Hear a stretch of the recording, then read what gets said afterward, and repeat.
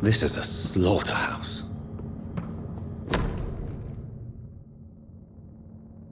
From Seymour to my beloved mother Stella. Fishburne, that sneaky bastard. It's locked.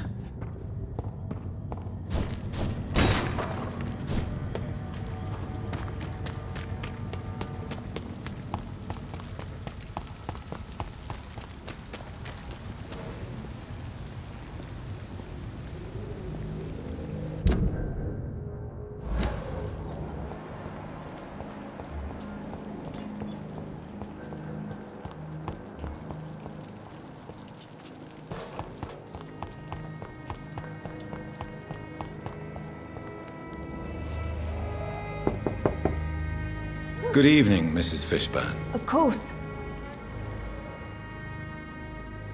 Just grow eyes in the back of that head, sir. What can I do for you? I believe you may find this necklace. What is it? I don't understand. It's a gift your son was hoping to give you. But I'm afraid it links him to the nearby murders.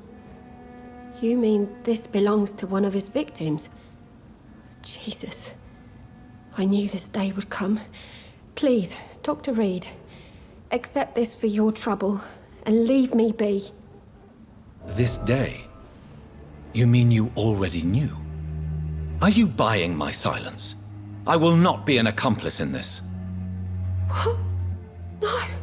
No. My son's crimes distress me more than you can imagine. But I'm his mother. I love him, I do.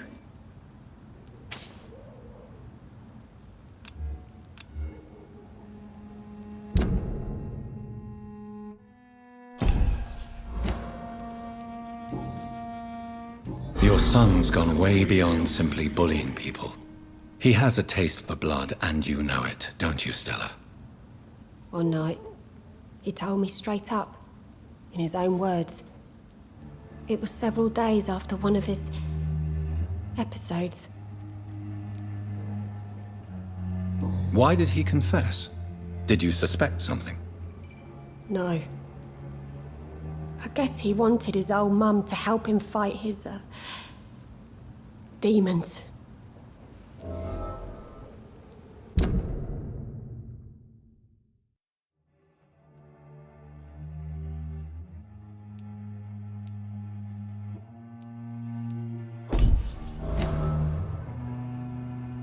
Did Seymour tell you everything that night? More than I could stand. The words he used to describe his hate, his rage, how he feels when he's done it.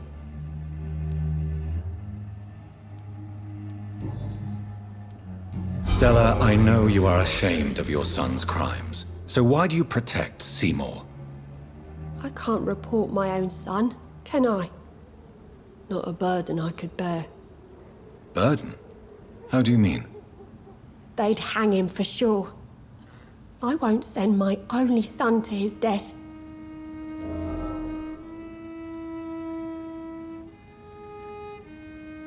I understand your pain, but you cannot mother him forever.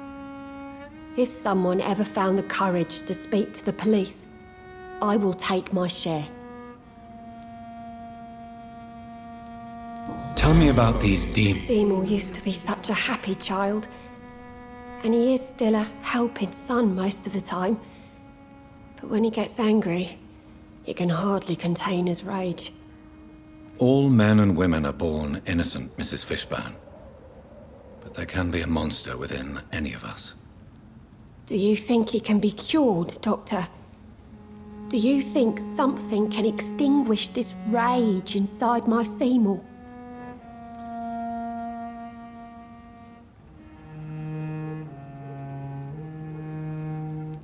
Science has only just begun to investigate the mysteries of the human mind. Currently, we have more assumptions than fact. There ain't no hope, then. Somehow, somewhere, my son has turned into a monster, and nothing will bring him back.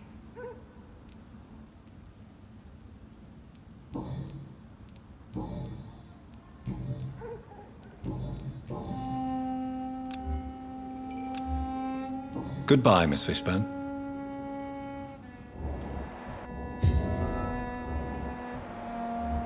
I'm not sure the epidemic is what worries people most these days. It's locked, all right.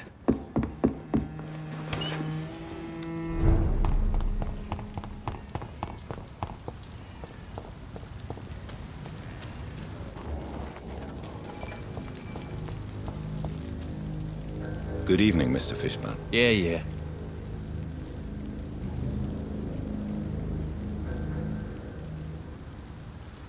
Did you take pleasure in killing them? I take no pleasure from it. Just gives me peace. Stills the anger. For a time. Don't you think you should seek help? No. And don't dare speak about me to your colleagues either. Keep your mouth shut tight. Especially about my mum. This raid... I tried. For my mum. I tried for her. Telling the truth made me feel better. For a while. Tell me about your victims, Seymour. Who were they? Why should there be? They just kept getting on my nerves at the worst times, that's all. How many? It's not like I keep records. It happens when it happens. You feel nothing, do you? You seem pretty calm yourself, don't you? We're not talking about me. That right? Well, our calm's the only thing we have in common then. Why I'm her son. She's the only one who knows me. Sometimes I think she knows me better than I know myself. I understand you love her, but can't you see the awful situation you've put her in? Do you think my mum would have a better life if I were dead? She seems so sad to know me sometimes.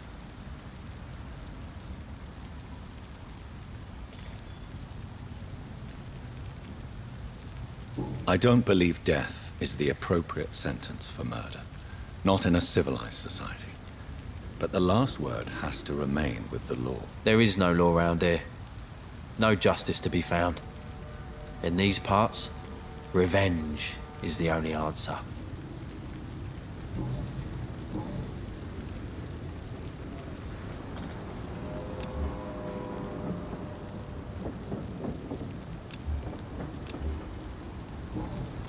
Goodbye.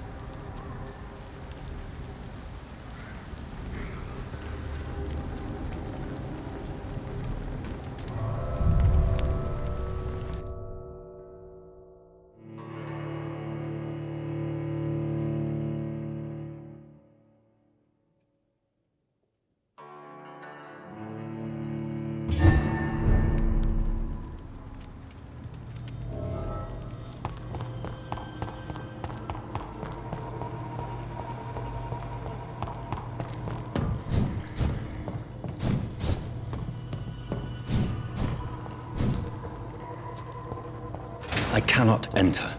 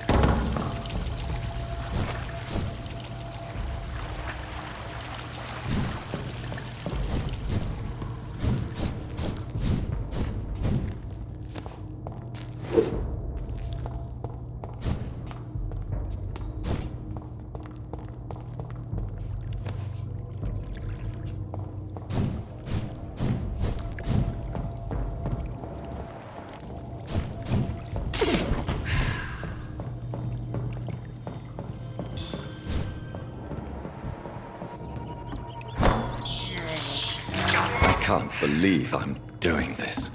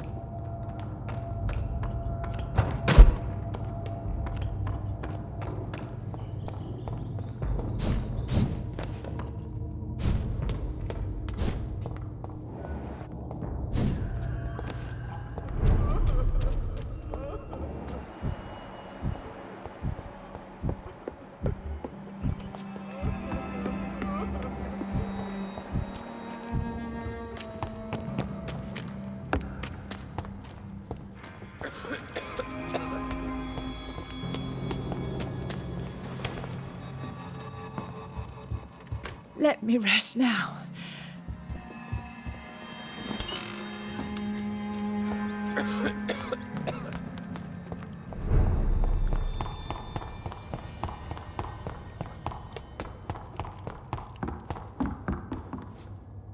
Rodney, you're the man who killed that gang member, are you not? Is that why you are hiding in this godforsaken place? Yes, I did.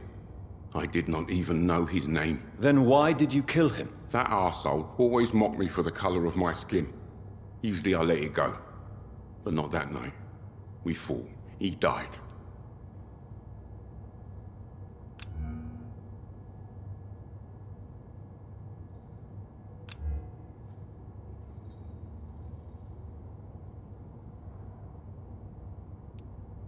Whatever you've done, you can't spend the rest of your life hiding here. I just wanted to teach him a lesson.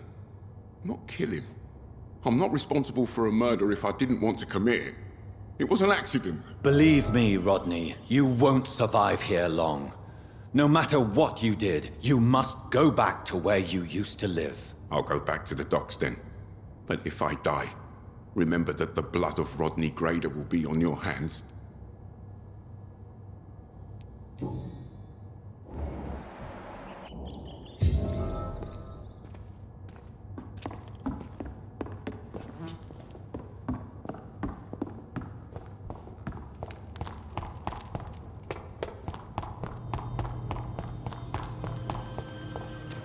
It's locked.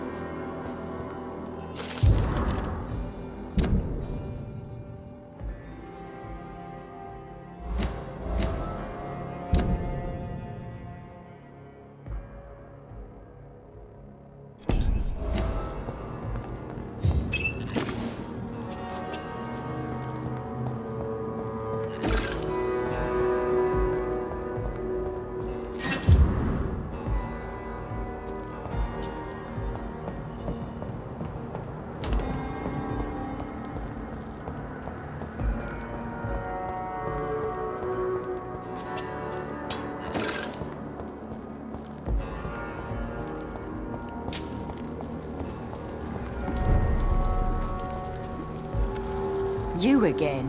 What do you want?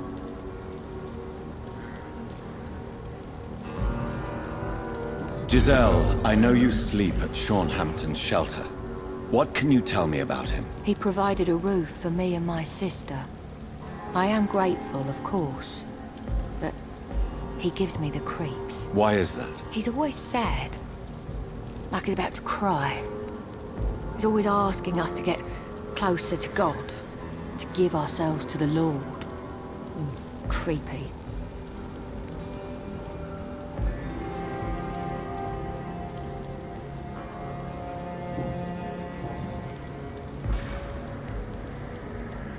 Giselle, tell me... After our father died, Mother worked so hard she made herself sick.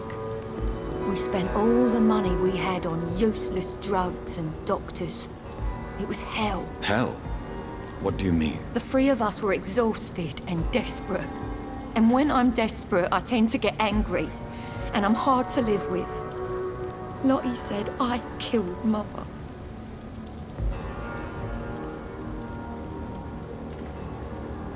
You should talk to your sister. Whatever happened when your mother died, the truth lies somewhere between your two versions. I don't want to talk about that. It was years ago.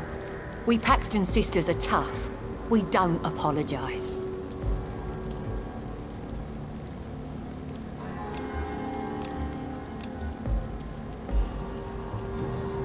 Well,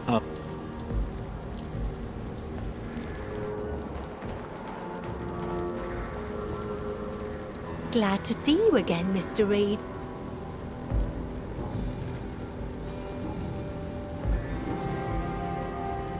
Lottie. Giselle killed her. Plain and simple. She killed her with her daily whims, her laziness, and her complaints. That's quite a statement. You can't kill someone because you're fickle. Mother was very ill, but I forgave Giselle. What I couldn't stand was how she cried at her funeral like she was the one left alone. Perhaps your sister is not as tough. I know that, and I don't blame her. It just makes me sad that my own sister is the person I understand the least. Giselle is the only family you have left. Don't you think it's time you forgave her? Sometimes words are harder to forgive than acts, Dr. Reed.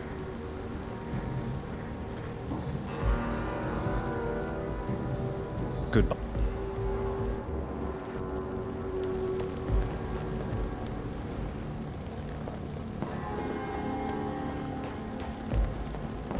It's locked, all right.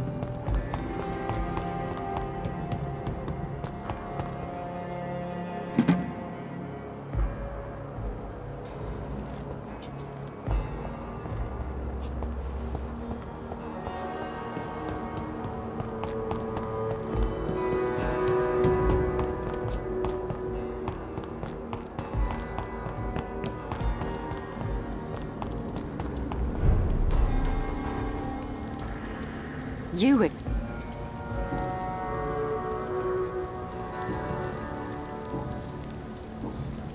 Well?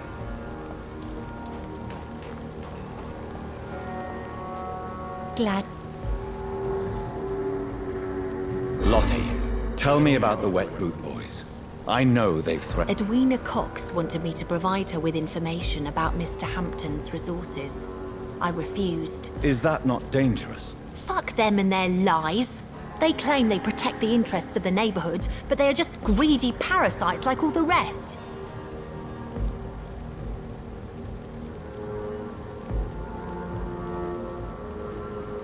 I respect your courage, Miss Paxton, and I hope life will never wear you down. Dr. Reed, you know how to make a girl blush. I am glad you came to the docks, whatever your real reasons are.